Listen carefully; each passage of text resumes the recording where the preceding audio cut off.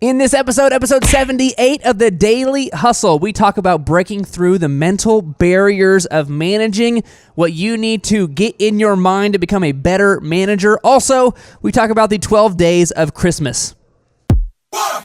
Broadcasting from the box that rocks and Thrive15.com world headquarters, it's the Daily Hustle with Daniel McKenna.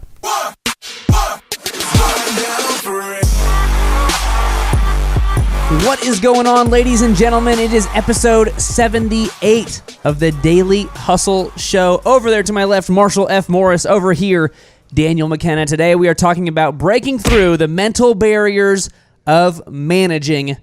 Marshall, how are you doing over there? Are you having any mental barriers this morning, or how are you doing it? No mental barriers. I got my daily dose of D'Angelo this morning, Wow. That's given me the momentum to break through any barriers that come up today. Are you talking about the possibly Puerto Rican, possibly Asian D'Angelo we know that DJs? Is that who you're talking about, or are you talking about something else? Nope. I'm talking about two different D'Angelos. Two different okay. All Yeah, right. two different. The number one D'Angelo, the musician and artist, musical lyricist artist. Wow. That made famous songs like "When We Walk By." Okay. When we get by. I was like, walk, that doesn't sound right. And Untitled, that's a good one. Not safe for work. He couldn't think of a name for it, but it's a good song. Yeah, I don't know how we can't, yeah. I don't know what to call this one. Yeah, so let's go ahead and publish it anyway. I don't know what to call it though. Don't pull it up at work. It's not appropriate. And then the other D'Angelo is my good friend, Big Boss D'Angelo from Quick Trip. I saw him this morning. It was pretty Really? awesome. Yeah. Oh, wow. There's a lot of D'Angelos. Yeah. I had no idea. There you go. This is episode 78. So, of course, I have some very helpful knowledge about the number 78 here for you. I live for this. I know. This is your favorite part. I can always tell by the look on your face. Thank you. Did you know the total number of gifts in the song 12 Days of Christmas was 78? I didn't know that. Thank you for telling me. I just blew Sam's mind. Did you see Sam? Sam he had to shake his head like, what? Did you see that? That's amazing. Because 78 is a 12th triangular number. Yeah, I get it.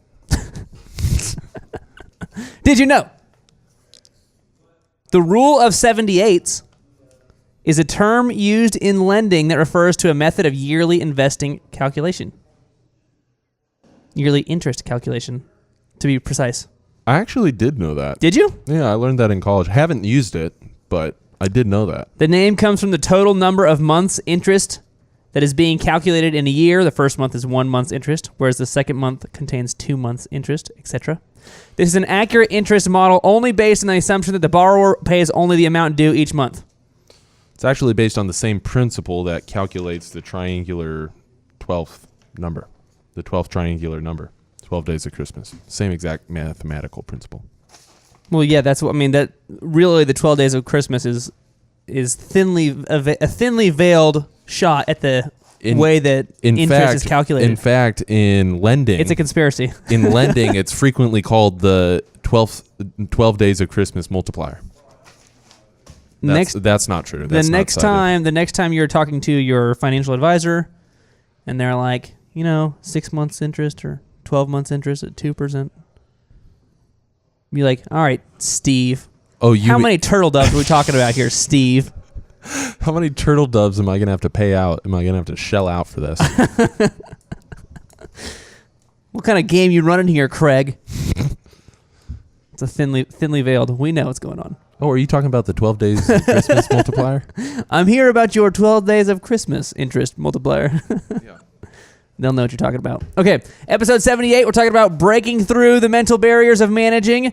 Marshall, before we dive into this is another one that you pointed out when we talked about what we should talk about in these episodes, what's going to matter to the people that you talk to, your double baker's dozen of business clients that you talk to on a weekly basis, as well as the hundreds and thousands of people on the Thrive15.com platform.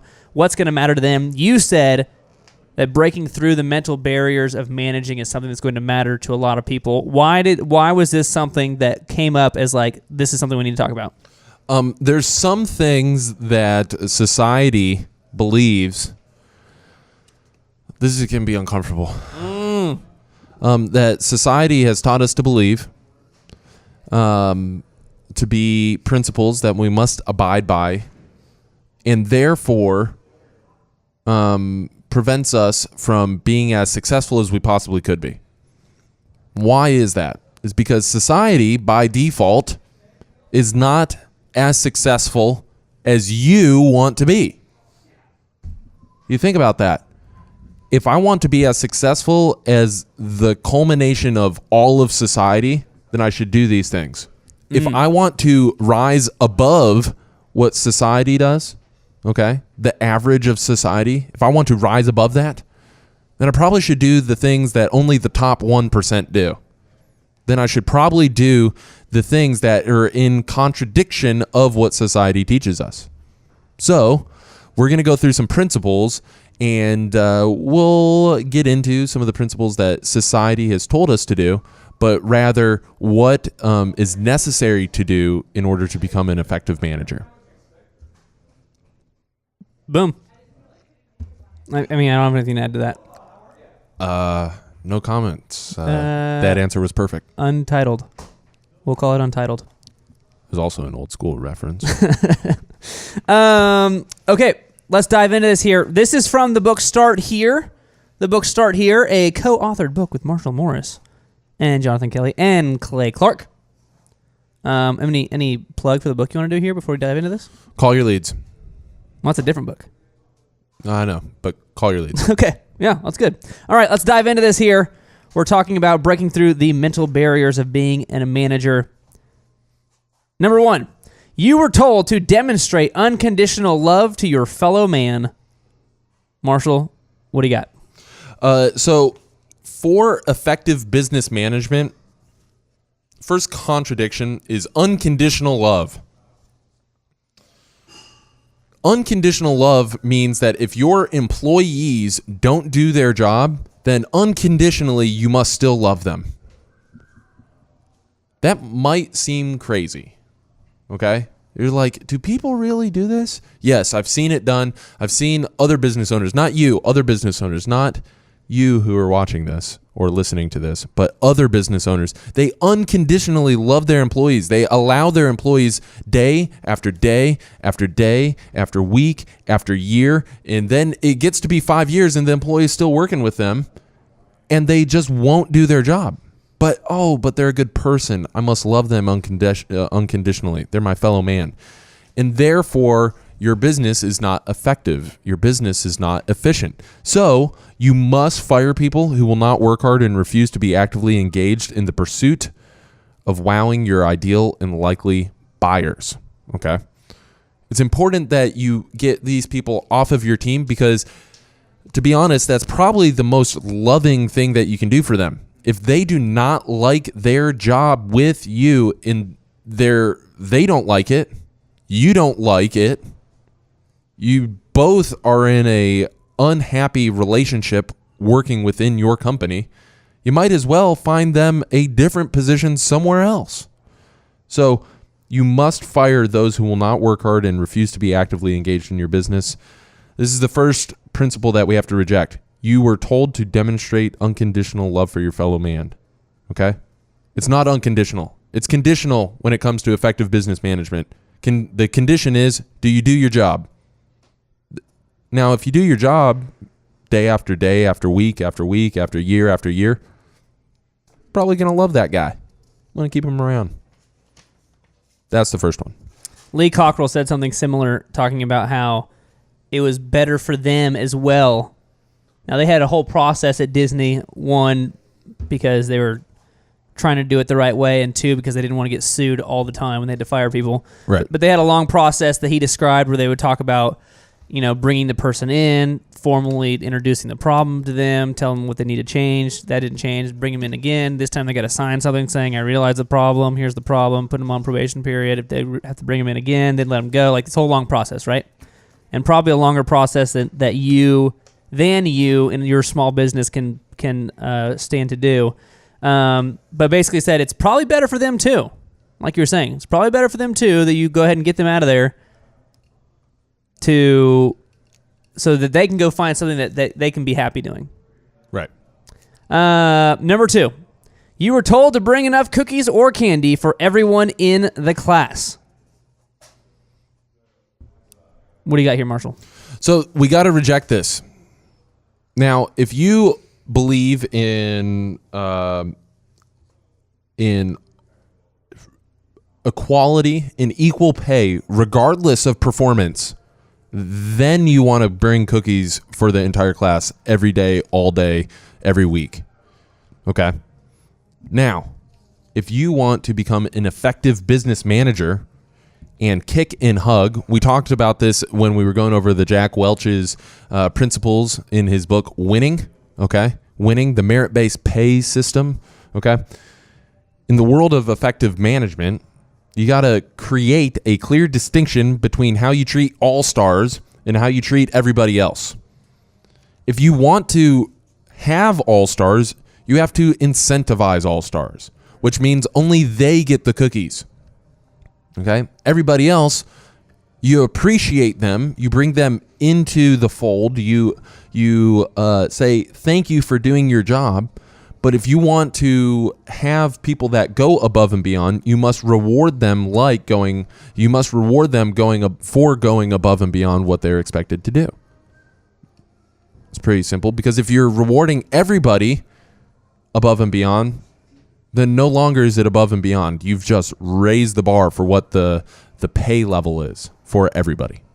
Another quote from the book says, "In fact, you may even want to take the cookies from the underperformers and give them to diligent and honest team members." Prime example of this, checklists, okay? You have a checklist and you have somebody that QCs the checklist, quality control the checklist, okay? And so one of the things that we've done in our companies is we have the person that is executing the checklist, okay? And then the person that is verifying that everything on the checklist has been done. Now, the person that does the checklist gets paid a bonus for every time everything on the checklist is completed accurately and completely. Then the person gets fined if they don't do something accurately and completely. And what do we do with that fine? We pay that to the person that is doing the quality control, verifying that everything is complete. And so there is a kick and a hug. You kick the person, okay? You fine them if they don't do it accurately and completely, and you take the proceeds of that and you give it to the person that is incentivized for verifying that it's done correctly. Now, where's the kick for the quality control? If it gets to the floor, if it goes out into production, if it actually makes it to the customer and it hasn't been verified, then it's not the person that did it in the first place. It's not his fault. It's the quality controls person. So if it does get to that person, the quality control person gets through with errors, then there's a punitive penalty. Say, hey, your job was to quality control. You missed an error, which is your sole job. Big fine for you. Big kick for you. And so that's how you do it. Number three, this one's a little bit shorter. Number 3, you were told not to judge people. You were told not to judge people. Marshall. Let's not call it judge. Let's call it evaluate. Oh, okay. That's nicer. In the world of effective management, you must evaluate people and hold them accountable. It's really as simple as that. You must evaluate. You must judge people. That man is too tall. I do not want to pay him. Well, that's your opinion. I don't like his face. You're fined. You must evaluate people. Is that what we're talking about? It's close. What are we talking about? In the world of effective management, you got to hold people accountable. The only way to hold them accountable is to evaluate the performance that they have done. Some people call that judging. I see that as being an effective manager. So you're just saying for the people at home, mentally take in this is something you have to do, and when you're evaluating or judging, whichever one you want to call, however you want to call it, that means you're choosing what this is good and this is bad. You're not just saying good effort. You're saying that's good work, that's bad work. Good work, bad work. That's an evaluation. That's a judgment. Okay. Number four, you should listen to what everyone has to say. What everyone has to say. Go. Not everybody does not have a right to speak into your life. Colin Powell. That's right. In our previous episode, we talked about tolerating mediocrity in others will only make you more mediocre, and never receive counsel from somebody that has not ever done anything. So everybody does not have a right to give you criticism. So listen to what everyone has to say. Society has told us that everybody has a right to speak their piece. Well, in the world of effective management, you only listen to what ideal and likely buyers, people that can pay you, and the people within your organization that know what they're talking about. So I'm going to give you a scenario. Have you ever been in a meeting where there's a lot of people there and you kind of look around and you're like, I don't know why these people are here. They can't contribute. If they did contribute, they don't know what they're talking about. Furthermore, they're not needed to make a decision. I've been in these meetings, and the craziness is that person feels the need to volunteer whatever they feel. And at the end of the day, that will only derail the company's purpose, the company's mission, the company's vision for what they're trying to do, because they don't know what they're talking about and they can't pay the company. So therefore, it's not helpful.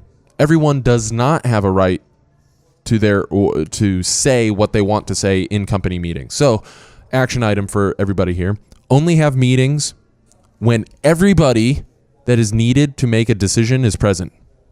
That's action item number 1. Only have meetings once everybody is present that is needed to make a decision. Number 2, only the people that are needed to make the decision are in the meeting. 2 action items. Everybody and only the people needed, okay, to make a decision. Bang. Bang. That was number 4. Here's number 5. If you're keeping score at home, there's 8 of these, which means we're over halfway done here. Number 5, you shouldn't compare yourself to others. Why is this wrong here, Marshall? You've got to compare yourself to others. Business is a contact sport. Thus, you must keep score. I don't honestly know. I don't understand people who like just play the game just to play the game. We talked about it before. We don't go play like pick up basketball and they're like, let's not keep score. Score doesn't really matter. We're friends. We're friends. We're here to have fun. It's all fun. Let not keep score. But we legit would not have fun if there was no score. Winning, if you don't take it seriously, it's not fun. Okay? Yeah. And so you must keep score. And therefore, you are inherently going to compare yourself to others. You got to compare your business against the competition. You got to compare employees versus one another. Why? Because you must put people in the highest and best use within the organization.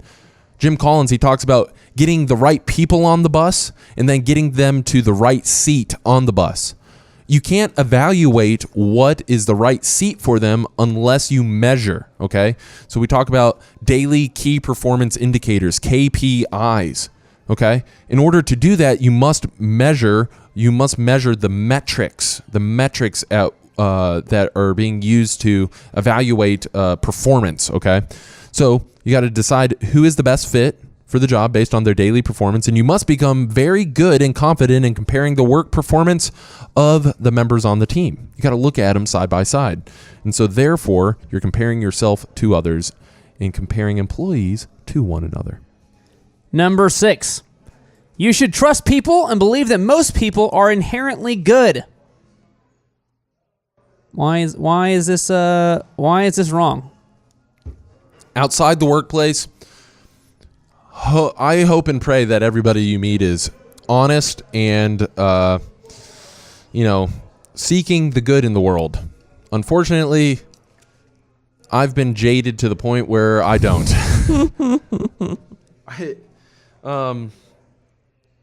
I use this example sometimes in our interviews.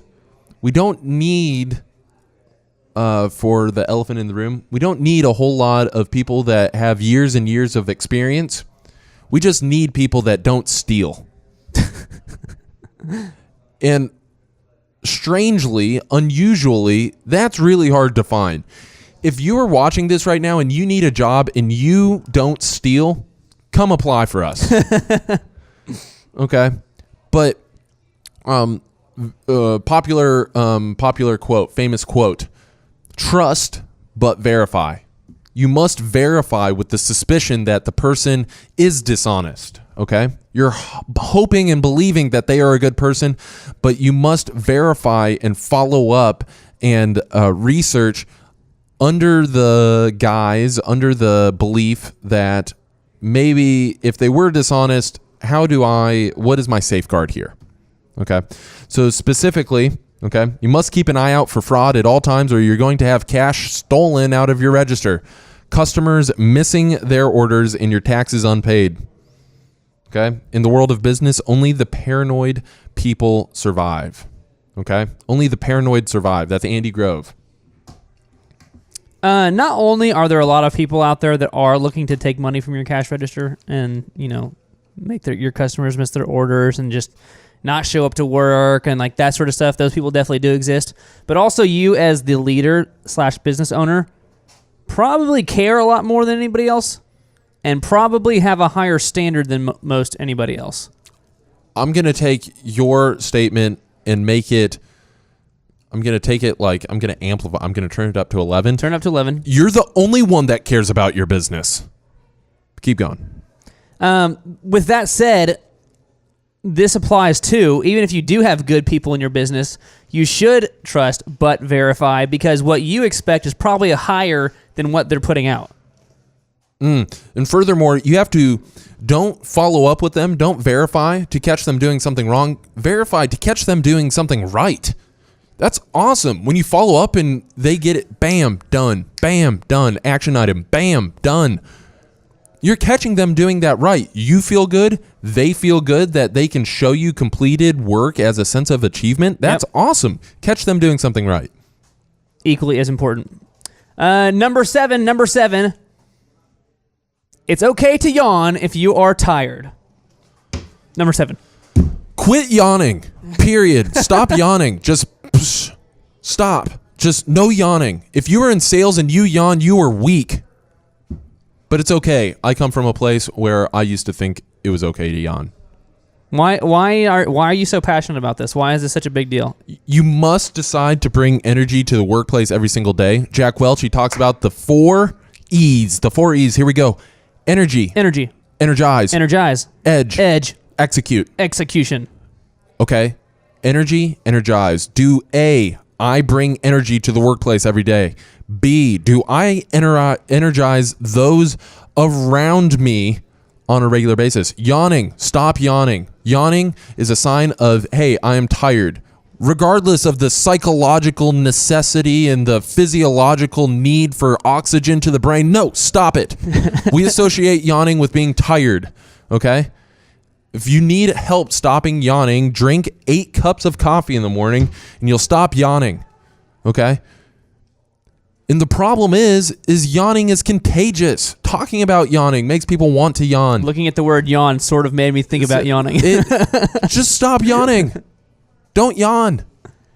Legit, when I first started working at DJ Connection off of 48th and Skelly, this was the all dude environment, still all dude environment at the time. Yeah.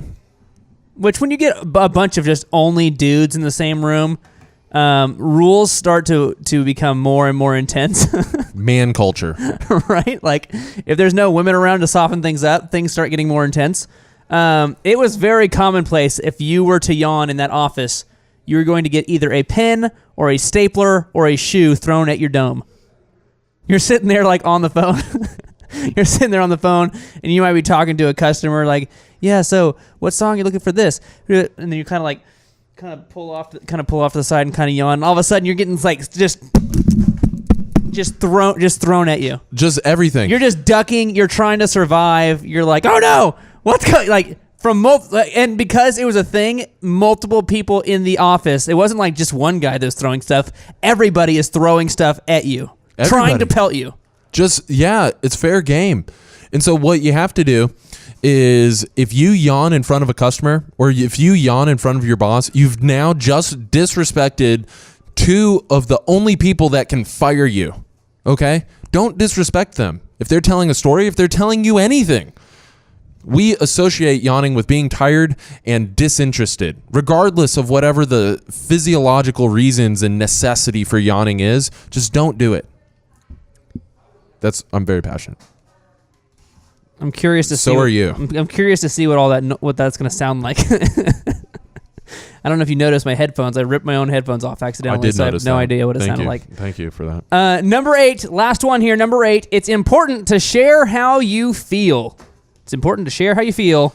Marshall Morris, what do you got? Society tells us it's important to share your emotions, to share how you feel. In the world of effective management, it does not matter how you feel. It only matters what you do.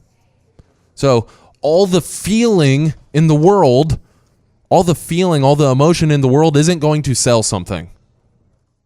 It matters that you just call your leads. Just call your leads. I don't feel good. Call your leads.